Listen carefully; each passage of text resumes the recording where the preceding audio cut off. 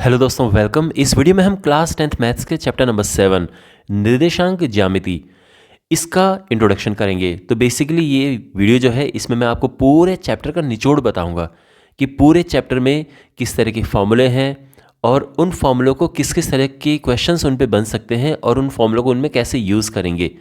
तो ये मैं आपको इस वीडियो में बताऊंगा। बेसिकली इस वीडियो को देखने के बाद आपको ये पूरा चैप्टर समझ आ जाएगा और इनके क्वेश्चंस को करने में आपको कोई प्रॉब्लम नहीं होगी। तो शुरू करते हैं। देखो, इस वीडियो में आपके पास मेनली दो टाइप के फॉर्मूले हैं। पहले 3 टाइप के फॉर्मूले थे, सिलेबस थोड़ा सा रिड्यूस कर दिया गया है, इसलिए अब 2 टाइप के फॉर्मूले आपके पास हैं। पहला फॉर्मूला है डिस्टेंस फॉर्मूला, यानी दूरी सूत्र इसे कहते हैं, और दूसरा है विभाजन सूत्र यानी सेक्शन फॉर्मूला। लेकिन इन दोनों को करने से पहले मैं ये देखना चाहता हूँ, मैं ये जानना चाहता हूँ कि और आप भी अपना असेस कर लें कि क्या आपको एक ग्राफ पेपर पे बिंदुओं को दर्शाना आता है।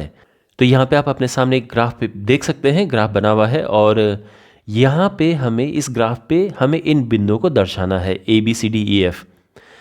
तो आप यहाँ पर देखो, मैं इनको दर्शाऊंगा और आप भी मेरे करने के साथ साथ में आप भी माइंड में इसको सॉल्व कर लीजिएगा कि कौन सा पॉइंट कहाँ पे आएगा। सबसे पहले A कहाँ पर आएगा, तो A है 0,4, तो 0,4 आना चाहिए, यानी इसमें x 0 है y 4 है, तो ये आएगा। ये जो बिंदु है ये हमारा A है और 0,4 ये है। तो ध्यान रखो, जो हमारी x एक्सिस वाली लाइन है, ये जो लाइन हमारी है x एक्सिस वाली, इसमें y 0 होता है। तो जब भी आपको y 0 मिले समझ जाना कि ये इस लाइन पे है। ठीक है, ये जो पूरी ये जो x एक्सिस है हमारी, इस पे y 0 होता है, और जो ये y एक्सिस है इस पे x 0 होता है। तो इस पूरी लाइन पे x आपको 0 मिलेगा।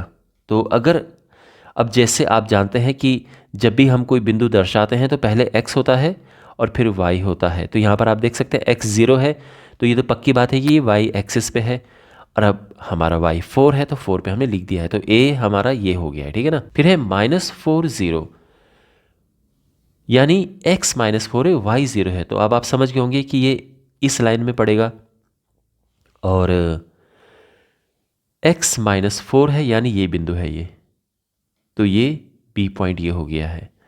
C है 0 -2, तो देखो x 0 y -2 ये पॉइंट है, ये C हो गया है।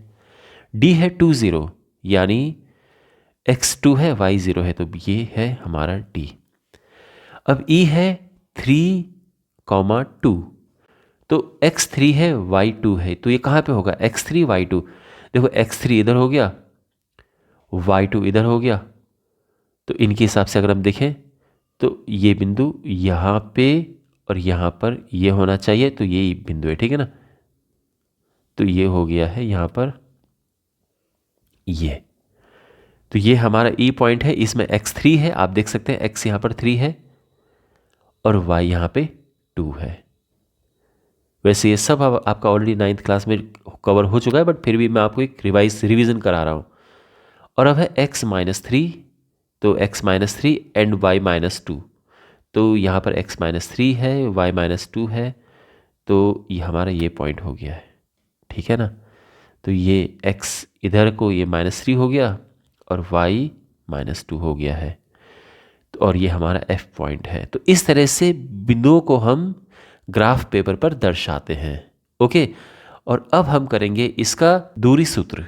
सपोज दैट हमारे पास एक ग्राफ पेपर है, एक कार्टेशियन प्लेन, ये हम ले लेते हैं ग्राफ पेपर, और यहाँ पे 2 बिंदु हैं। एक बिंदु है ये जो कि है A, और ये है x1 y1, और दूसरा बिंदु है ये है x2 y2।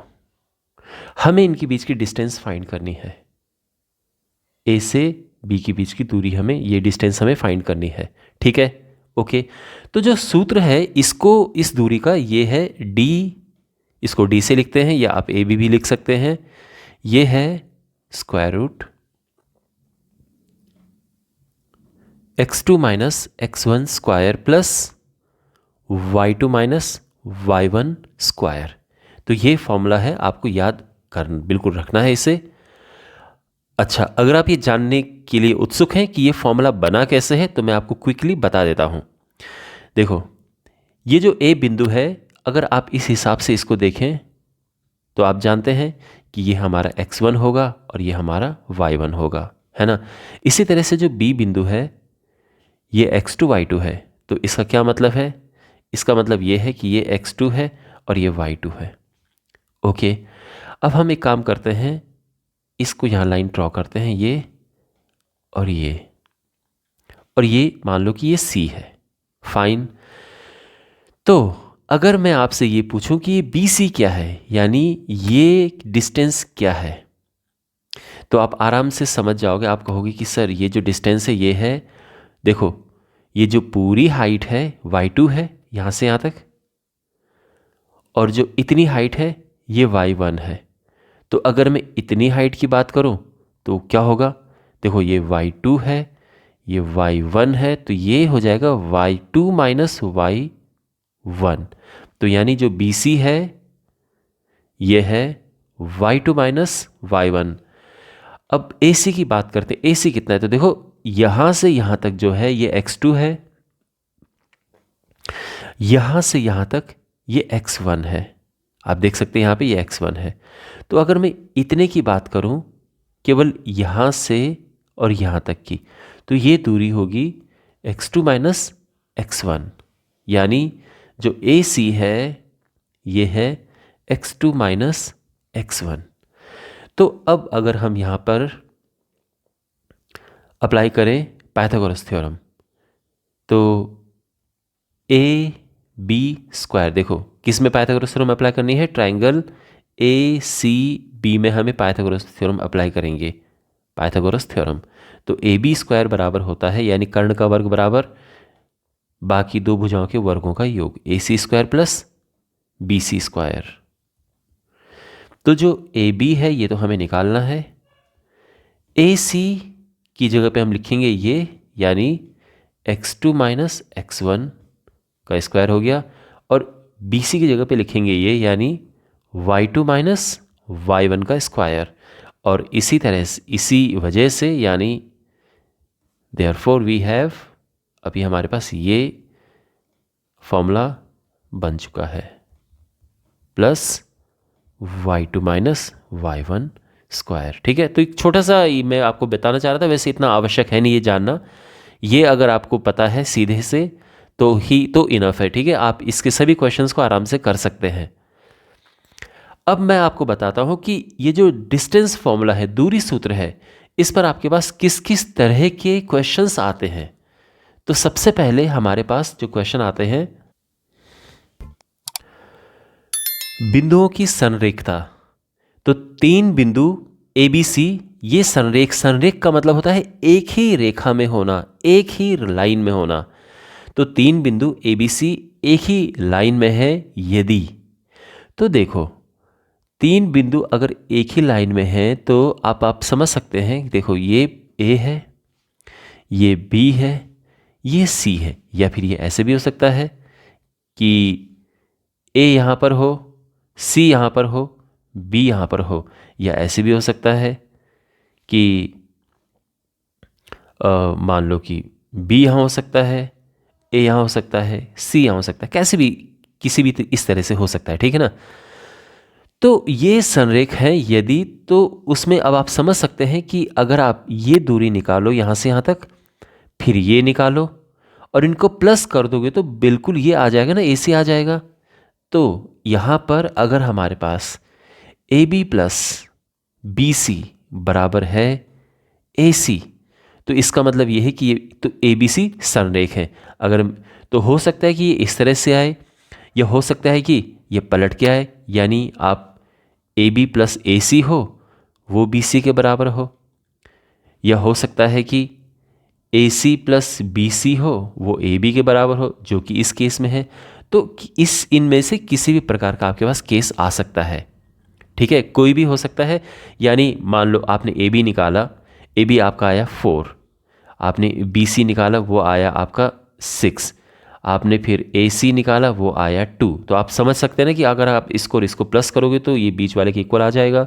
तो आप फिर लिख सकते हैं कि A B plus A C is equal to B C, ये लिख सकते हैं। और इसीलिए ए बी और सी तीनों एक ही रेखा में हैं, या ये बिंदु संरेख हैं। समझ गए ना आप? अब मैं आपको एक एग्जाम्पल देता हूँ इस पे बेस्ड। तो जैसे क्वेश्चन है, क्या बिंदु ए बी सी संरेख हैं अर्थात एक ही रेखा में स्थित हैं, तो इन बिंदुओं अब हम क्या करेंगे? तो सबसे पहले आप अब समझ सकते हैं, पहले ए बी निकालेंगे, फिर बी सी निकालेंगे, ए सी निकालेंगे, और तब हमें पता चल जाएगा। तो सबसे पहले ए बी निकालते हैं, ठीक है। ए बी निकालना है हमें, यानी ए और बी के बीच की दूरी निकालनी, इन दोनों बिंदुओं के बीच की दूरी निकालनी है। देखो, तो यहाँ से आपको ये भी पता चल जाएगा कि बिंदुओं के बीच की दूरी कैसे निकालते हैं।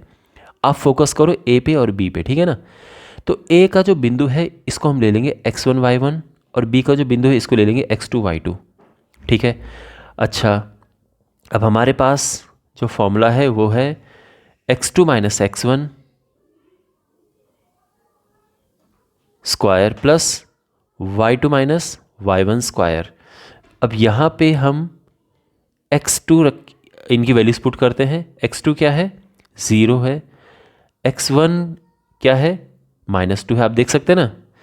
तो ये -1 है। एक काम करते हैं, यहाँ पे बड़ा ब्रैकेट डालते हैं क्योंकि ये माइनस में है, -2 है ये। और y2 माइनस y1 यानी 6 माइनस 3, इसका स्क्वायर। तो ये हो जाएगा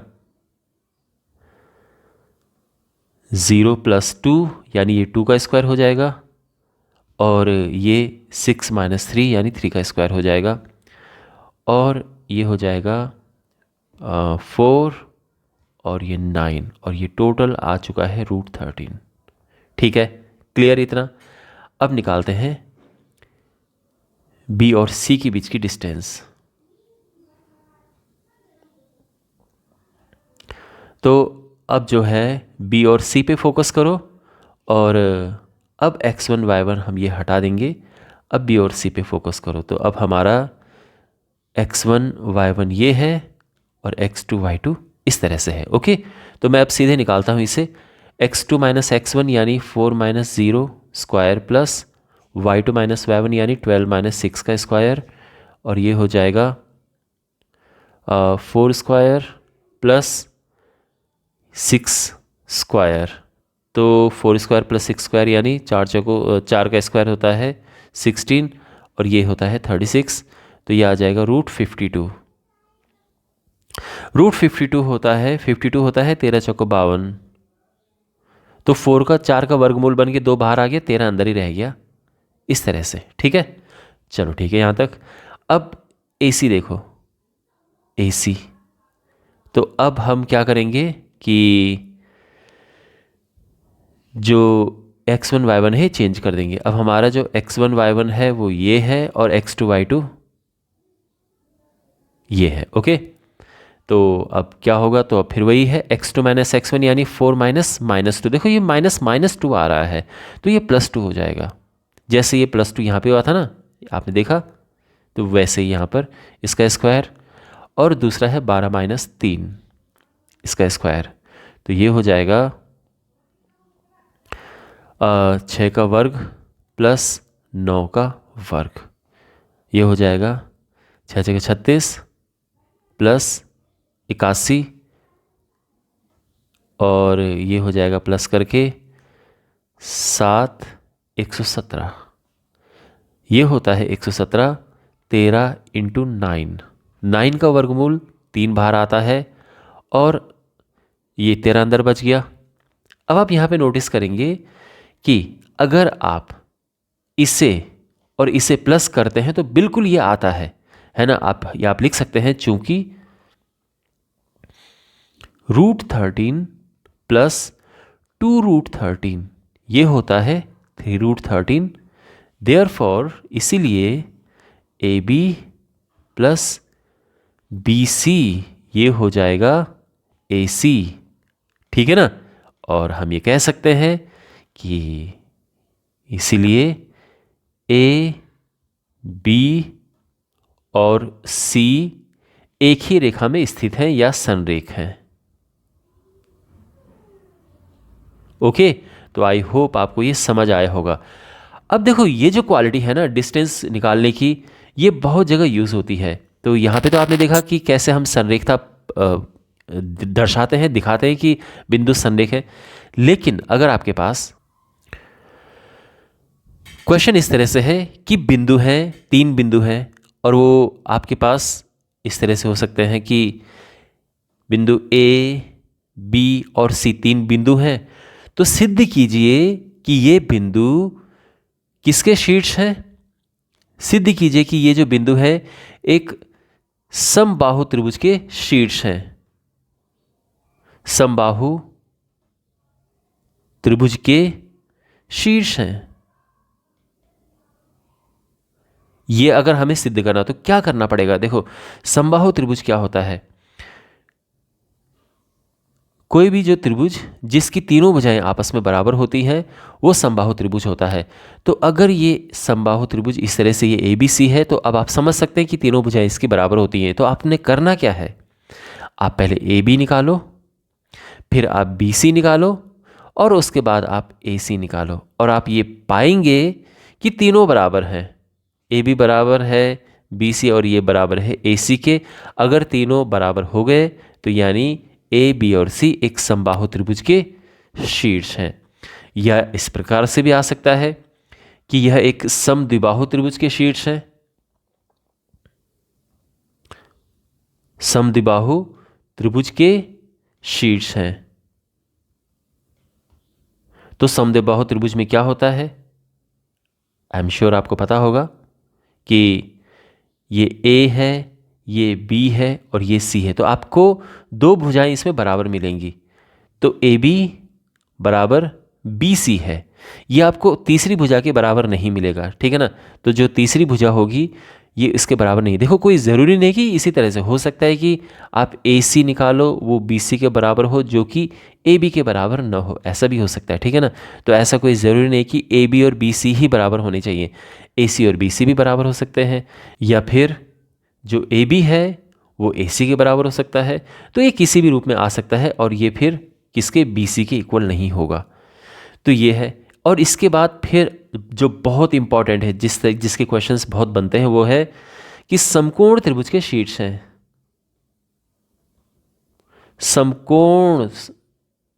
समकोण त्रिभुज के शीर्ष हैं। तो ये कैसे पता चलेगा? तो देखो, समकोण त्रिभुज में क्या होता है, इसमें एक कोण 90 डिग्री होता है, और ये पाइथागोरस थ्योरम जो है हमारी, उसको फॉलो करता है। तो आप जानते हैं पाइथागोरस थ्योरम में क्या होता है कि आप देखो, आपको करना क्या है? आपको पहले ए बी निकालना है, बी सी निकालना है और ए सी निकालना है। और फिर आप क्या पाएंगे? आप ये पाएंगे कि 2 भुजाओं के वर्गों का योग तीसरी भुजा के वर्ग के बराबर हो रहा है। तो हो सकता है कि ये इस तरह से आए। अगर आपके पास मान लो कि जो ए बी है ये है √5, जो बी सी है ये है √15, और जो ए सी है ये है √10। तो यहाँ पर आप नोटिस करो कि अगर आप इसका स्क्वायर कर देते हो तो ये तो मिलता है 5, बी सी का स्क्वायर कर देते हो ये मिलता है 15, और ए सी का स्क्वायर कर देते हो ये मिलता है 10। तो आप ये पाएंगे कि अगर आप इसे और इसे प्लस कर दें तो बीच वाला मिल जाएगा। तो यहाँ पर क्या है कि A B square plus A C square बराबर बी सी स्क्वायर है, और इसका मतलब ये है कि ए बी और सी समकोण त्रिभुज के शीर्ष है। तो ध्यान रखना, ये पाइथागोरस थ्योरम फॉलो करेगा। तो ये तो है जब आपके पास 3 बिंदु दिए हैं, कि 3 बिंदु हमारे पास है कि ए बी सी 3 बिंदु है, और सिद्ध कीजिए कि आपके पास ये या इस तरह से क्वेश्चन आ सकता है। अब आपके पास 4 बिंदु भी दिए जा सकते हैं, ए बी सी डी। और ये जो 4 बिंदु हैं आपको ये बताने हैं कि सिद्ध कीजिए कि ये जो 4 बिंदु है ये एक आयत के भी शीर्ष आ सकता है, या एक समांतर चतुर्भुज आ सकता है, एक रोम्बस आ सकता है, एक ट्रेपेजियम आ सकता है, मींस एक सम चतुर्भुज आ सकता है, समांतर चतुर्भुज, और समलंब चतुर्भुज और एक वर्ग आ सकता है, किसी भी तरह से पूछा जा सकता है। तो मैं आपको एक एक करके बताऊंगा, ठीक है। सबसे पहले अगर आपसे ये पूछा जाए कि सिद्ध कीजिए कि एक समांतर चतुर्भुज के शीर्ष हैं, समांतर चतुर्भुज, तो कैसे पता होगा? तो देखो, जो समांतर चतुर्भुज होता है इसकी क्वालिटी ये होती है कि इसकी आमने सामने की भुजाएं बराबर होती हैं। अगर देखो आपको करना क्या है, अगेन आपको ए बी निकालना है, बी सी निकालना है, सी डी निकालना है और ए डी निकालना है, चारों आपको निकालने हैं। तो अगर आपको यहां पर दो दो भुजाओं के पेयर बराबर मिल रहे, यानी ए बी बराबर सी डी और बी सी बराबर ए डी अगर आपको मिल रहा है, अगर आपको ये मिल रहा है तो सीधे आप ये बोल देंगे, आप ये लिख देंगे कि ये एक समांतर चतुर्भुज के शीर्ष है। ध्यान रखना, केवल और केवल आमने सामने की भुजाएं बराबर आपको मिल जानी चाहिए और आपका काम बन जाएगा, कोई प्रॉब्लम नहीं है, ठीक है। तो इस बात का ध्यान रखना। वैसे इसको पहचानने का एक और तरीका है, लेकिन वो जब आप विभाजन सूत्र पढ़ेंगे तब आप वो जानेंगे। दूसरा तरीका जो है उसमें हम क्या करते हैं, एक समांतर चतुर्भुज का एक गुण होता है और वो ये होता है कि जो इनके मध्य बिंदु है, यानी AC का मध्य बिंदु ये BC के मध्य बिंदु, BD के मध्य बिंदु के बराबर है। तो अगर आप इतना कर पाए, लेकिन ये कब आप सीखेंगे? ये आप सीखेंगे जब आप विभाजन सूत्र पढ़ेंगे, जो आप अभी आगे, यानी उसमें फिर मिड पॉइंट का, मध्य बिंदु का फॉर्मूला भी हमारे पास होता है, ठीक है। तो उसमें आप करेंगे तो वो आप आराम से सीख जाएंगे। लेकिन ये भी एक तरीका है, आपको क्या करना है कि ए बी निकालना है, वो सी डी के बराबर होगा और जो बी सी है वो ए डी के बराबर होगा। अब आपके मन में एक प्रश्न होगा कि सर अगर हम बात करें आयत की, तो आयत में भी तो ये कंडीशन होती है भाई, आयत में भी तो आमने सामने की भुजाएं बराबर होती हैं। बिल्कुल, आयत में आमने सामने की भुजाएं बराबर होती हैं, तो आयत भी तो एक समांतर चतुर्भुज होता है, ये भी एक समांतर चतुर्भुज है। वर्ग भी एक समांतर चतुर्भुज है। अगर मैं बात करूं एक वर्ग की, तो वर्ग भी एक प्रकार का समांतर चतुर्भुज होता है जिसकी चारों भुजाएं बराबर होती हैं। और अगर मैं बात करूं एक रोम्बस की, यानी जिसको हम समचतुर्भुज कहते हैं, इसकी चारों भुजाएं बराबर होती हैं, ये भी एक प्रकार का समांतर चतुर्भुज है। ध्यान रखो, ये भी समांतर चतुर्भुज है जो कि एक आयत है, ये भी एक समांतर चतुर्भुज है जो कि एक वर्ग है, और ये भी समांतर चतुर्भुज है जो कि एक समचतुर्भुज है। ये सभी समांतर चतुर्भुज के हिस्से होते हैं। तो अगर क्वेश्चन में केवल समांतर चतुर्भुज बोला गया है तो वो चाहे आयत हो या वर्ग हो या समचतुर्भुज हो या इस तरह से हो, कुछ फर्क नहीं पड़ता है, समांतर चतुर्भुज ही होगा। लेकिन अगर क्वेश्चन में स्पेसिफिकली ये पूछा है, स्पेसिफिकली ये बोला गया है विशेष तौर पे कि सिद्ध करो कि एक आयत है, मतलब आयत ही पूछा गया है, तो क्या होगा? तो सबसे पहले तो आपको ये बताना होगा कि भाई उसकी जो आयत है उसमें आमने सामने की भुजाएं बराबर है। ये तो आप समझ गए।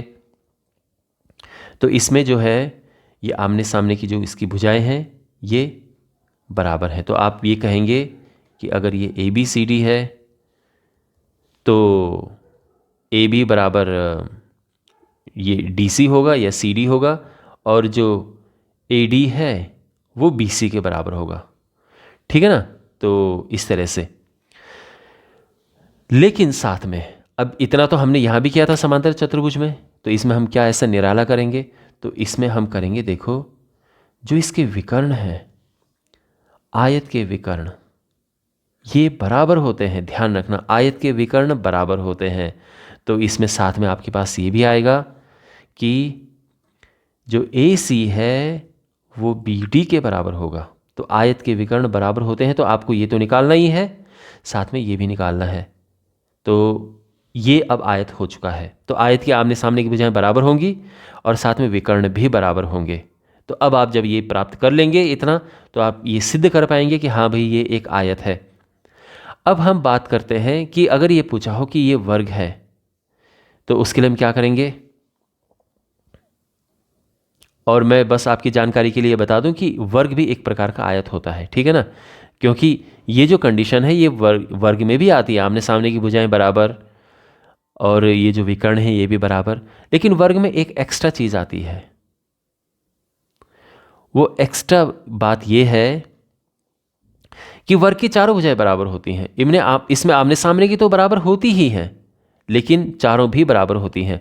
तो यहां पर वर्ग की चारों भुजाएं बराबर होती हैं, लेकिन साथ में विकर्ण भी बराबर होते हैं, इस बात का ध्यान रखना। तो यहां पर आपके पास आएगा AB बराबर BC बराबर CD बराबर AD, और इसके विकर्ण भी बराबर होते हैं, यानी फिर जो AC है ये BD के बराबर होगा। तो आपको ये भी निकालना है और साथ में ये भी निकालना है। आपके मन में अब एक प्रश्न होगा कि सर हम इतना ही करके क्यों ना छोड़ दें, हम केवल ये करें और छोड़ दें, विकर्ण की क्या ज़रूरत है। तो देखो माय फ्रेंड, विकर्ण की बिल्कुल आवश्यकता है। क्यों? क्योंकि चारों भुजाएं तो समचतुर्भुज में भी बराबर होती हैं, जिसको हम कहते हैं रोम्बस। तो अगर हमारे पास एक रोम्बस है तो इसकी चारों भुजाएं बराबर होती हैं, लेकिन इसके विकर्ण बराबर नहीं होते हैं। तो अगर इसकी चारों भुजाएं बराबर हैं, AB बराबर BC बराबर CD बराबर AD, तो ये समचतुर्भुज सिद्ध हो जाएगा। और ध्यान रखना, अगर समचतुर्भुज पूछा है तो केवल चारों भुजाएं बराबर करने की आवश्यकता है, आपको ये दिखाने की जरूरत नहीं कि इसके विकर्ण बराबर नहीं है, ठीक है। क्यों? क्योंकि अगर विकर्ण बराबर भी हो तो भी वो एक समचतुर्भुज कहला जा सकता है।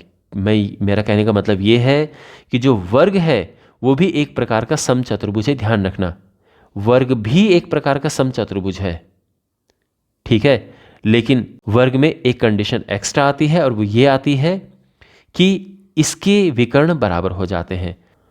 और अब हमारे पास है विभाजन सूत्र यानी सेक्शन फॉर्मूला। तो अगर हमारे पास कोई रेखा है,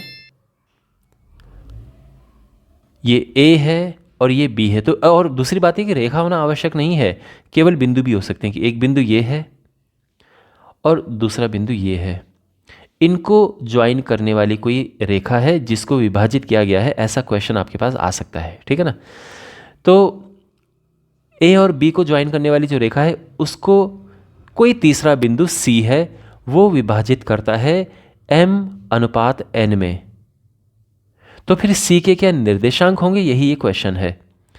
तो जो A है ये है x1 y1, जो B है ये है x2 y2।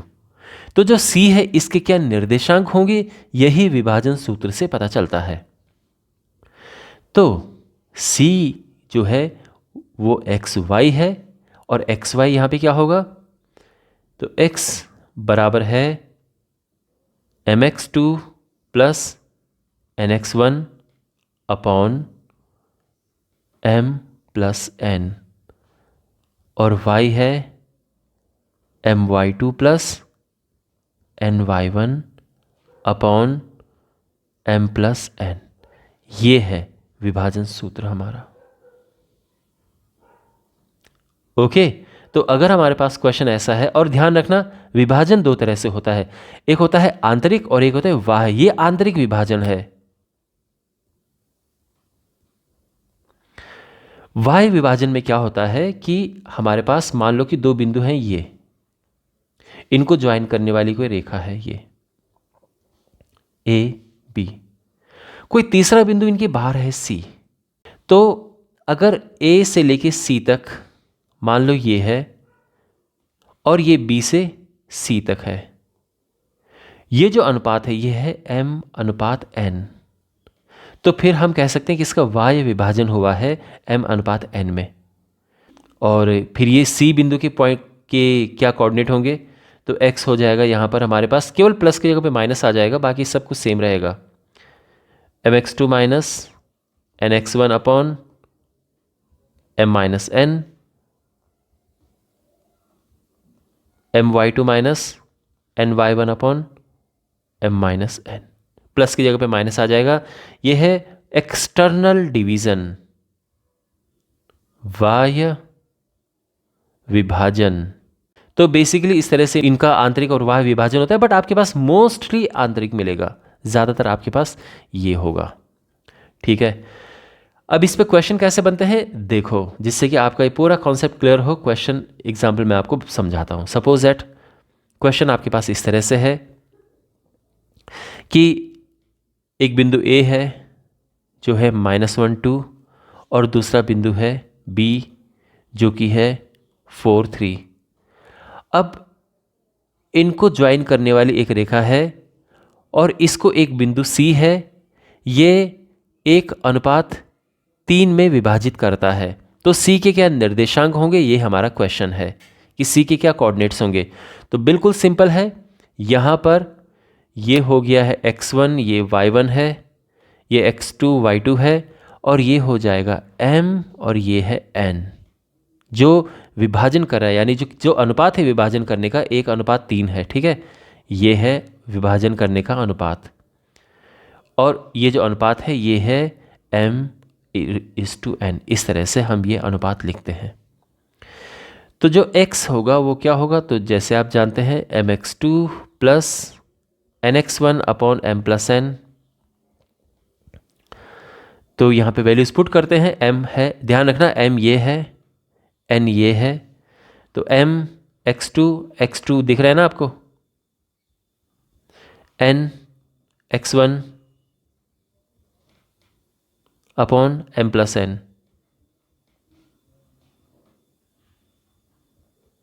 मीन्स 1/3। तो ये 1/4, ये हमारा x आ चुका है। जो y है ये है my2 plus ny1 upon m+n। y2 है 3, y1 जो कि है 2। ठीक है ना, ध्यान से देखो y1 कहाँ पे है, y2 कहाँ पे, सब लिखा हुआ है मैंने। तो ये हो जाएगा 3 + 6/4 मीन्स 9/4। तो इसी वजह से जो C है, ये जो हमारा पॉइंट है, ये क्या होगा 1/4 9/4। ये हमारा आंसर आ चुका है। Okay, clear. अब इसकी एप्लीकेशन एक है बहुत ही इंपॉर्टेंट एप्लीकेशन, कि मध्य बिंदु कैसे निकालते हैं।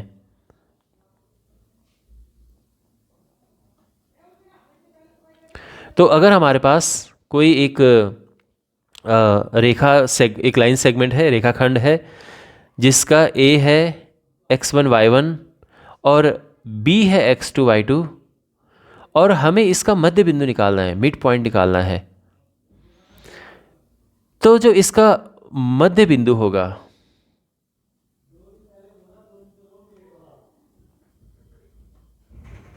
मध्य बिंदु यानी मिड पॉइंट, ये क्या होगा, तो ध्यान से देखो, ये होगा x1 plus x1 plus x2 upon 2, comma y1 plus y2 upon 2। समझ गए, ये मध्य बिंदु होंगे, मिड पॉइंट। तो अगर हमारे पास मान लो कोई रेखा है, कोई बिंदु है 4 2 और दूसरा बिंदु है -6 8, तो इसका मध्य बिंदु क्या होगा, इस रेखाखंड को ज्वाइन करने वाला मध्य बिंदु। आप क्या करोगे, इस पे पहले एक लाइन ड्रॉ करोगे और इसका मिड पॉइंट ये है। लाइन ड्रॉ नहीं भी करोगे तो इट्स ओके। तो इसका जो मध्य बिंदु है वो कैसे निकलेगा, तो यहाँ पर जैसे कि मैंने आपको बताया कि ये देखो x1 y1 x2 y2, तो x1 plus x2 upon 2, y1 plus y2 upon 2, x1 plus x2 upon 2 यानी 4 - 6 upon 2, y1 plus y2 upon 2 यानी 2 + x अपॉन 2, ये हो जाएगा -2 अपॉन 2, 10 अपॉन 2, और ये फाइनली आ जाएगा -1,5। ओके, तो इस तरह से हम मध्य बिंदु निकालेंगे। अब जैसे कि मैं आपको बता रहा था कि एक बहुत ही इंपॉर्टेंट इसकी एप्लीकेशन है कि अगर आपके पास क्वेश्चन हो, ध्यान से देखो, ये बहुत इंपॉर्टेंट क्वेश्चन है जो मैं अब भी डिस्कस करने जा रहा हूं, कि एक चतुर्भुज है, समांतर चतुर्भुज है, ठीक है ना, पैरेललोग्राम हम जिसे कहते हैं, समांतर चतुर्भुज ABCD। तो इसमें जो A है वो है, इसके पॉइंट दे देते हैं हम 4,2, जो B है ये है 8,6, जो C है ये है वेल 2,-4, और D हमें पता नहीं है, D हमें नहीं पता है, तो D पता करना है। क्वेश्चन है कि D क्या है। तो यहाँ पे हम मिड पॉइंट का फॉर्मूला अप्लाई करेंगे। कैसे, देखो, इनके विकर्णों को आपस में मिलाओ। ये हमने विकर्ण बना दिया है, ये बना दिया है, और ये विकर्ण आप देख सकते हैं इस पर मिल रहे हैं O पर। समांतर चतुर्भुज की कंडीशन क्या होती है? बहुत ही इंपॉर्टेंट कंडीशन ये होती है कि विकर्ण एक दूसरे को समद्विभाजित करते हैं। समांतर चतुर्भुज के विकर्ण एक दूसरे को समद्विभाजित करते हैं।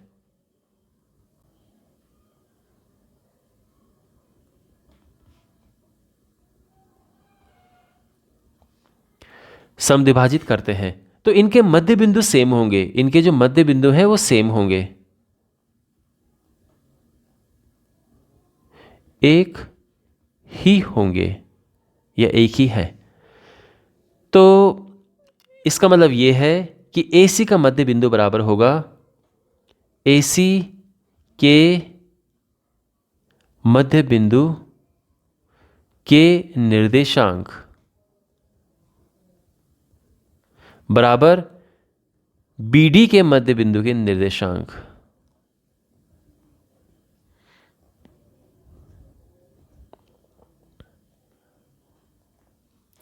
तो जो AC का मध्य बिंदु है उसके निर्देशांक देखो, अब मध्य बिंदु आपको निकालना आ चुका है ना, तो अब फोकस करो AC पे। ये A है और ये C है, इसके मध्य बिंदु 4 + 2/2 और ये है 2 - 4/2, ठीक है ना। AC के मध्य बिंदु ये निकल चुके हैं।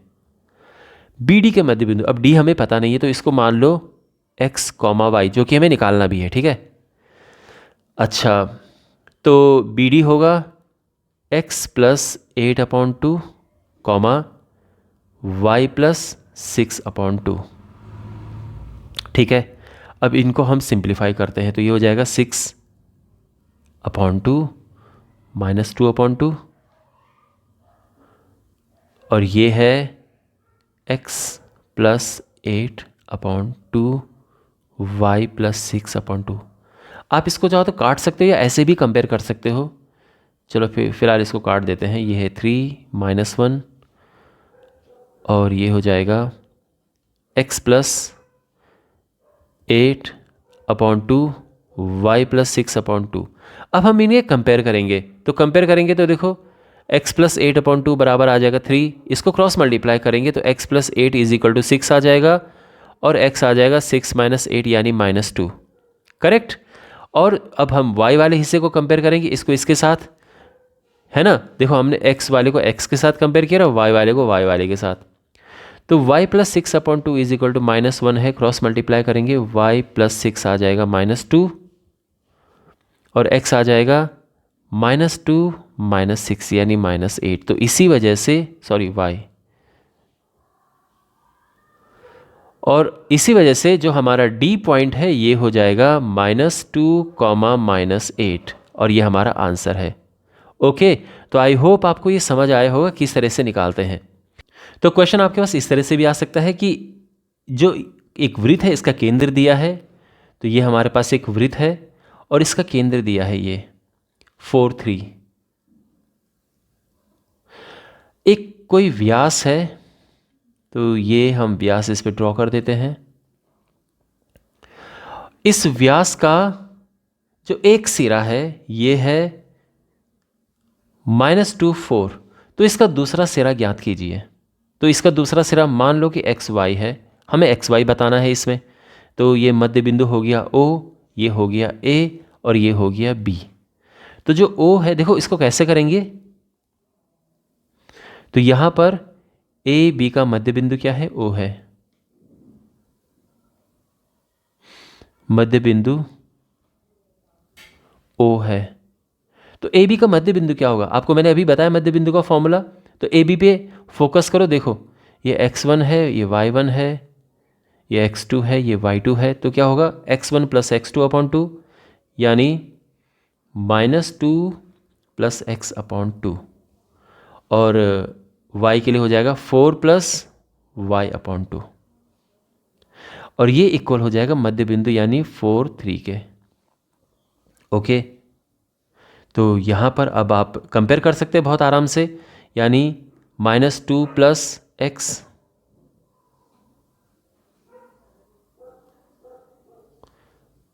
-2 plus X upon two is equal to 4, cross multiply करेंगे, -2 plus X is equal to 8 आएगा, और x आ चुका है 10। इसी तरह से हम कंपेयर करेंगे y वाले को, 4 plus Y upon two is equal to 3 है, क्रॉस मल्टीप्लाई करेंगे, 4 plus Y is equal to 6, और x जो है ये 2 आ गया है, y2 आ गया है। और हमारा जो b पॉइंट है, देयरफॉर जो b है ये हमें मिल चुका है 10,2। तो आई होप आपको ये समझ आया होगा कैसे इस तरह के क्वेश्चंस को करते हैं। तो जैसे अगर आपके पास इस तरह का क्वेश्चन आता है कि x अक्ष किस अनुपात में 4 2 और -4 -6 को विभाजित करता है, तो कैसे इस क्वेश्चन को करेंगे। तो देखो यहाँ पर सबसे इंपॉर्टेंट की छुपी है इस चीज़ में, x अक्ष में। तो आप लिखोगे कि x अक्ष पर y 0 होता है। तो हमें ये तो मिल चुका है कि y 0 है, तो हम y का फॉर्मूला लगाएंगे। y क्या होता है, my2 plus ny1 upon m plus n, ये होता है। ओके, तो यहाँ पर y वाला फॉर्मूला हम लगाएंगे। तो देखो y की जगह पे 0 पुट करेंगे, m क्या है यहाँ पर, ये तो हमें निकालना है, हमें अनुपात निकालना है, m अनुपात n, ये हमें निकालना है। तो m, अच्छा y2 क्या है, तो देखो आप जानते हैं कि ये x1 y1 है और ये x2 y2 है। तो अब देखो y2 क्या है, -6 प्लस n, और y1 क्या है 2 अपॉन m प्लस n। अब क्रॉस मल्टीप्लाई करेंगे तो ये हो जाएगा -6m प्लस 2n। अब ये 6m इस तरफ जाएगा, 2n इस तरफ जाएगा, m नीचे आएगा, 6 वहाँ नीचे जाएगा, ये 1/3 हो जाएगा। और जो अनुपात है यहाँ पर, ये क्या हो जाएगा फाइनल आंसर, 1:3। तो इस अनुपात में विभाजित करता है। यहीं पे अगर ये क्वेश्चन हो जाता कि y अक्ष यानी बिंदु वही है, एक 4 2 है और एक -6 का, दूसरा -4 -6। क्वेश्चन अगर ये होता कि इन बिंदुओं को y अक्ष किस अनुपात में विभाजित करता है, y अक्ष किस अनुपात में विभाजित करता है, तो कैसे होता है ये क्वेश्चन। तो अब क्योंकि y अक्ष यहां पर कहा गया है, तो इंपॉर्टेंट बात जो है वो ये है कि y अक्ष पर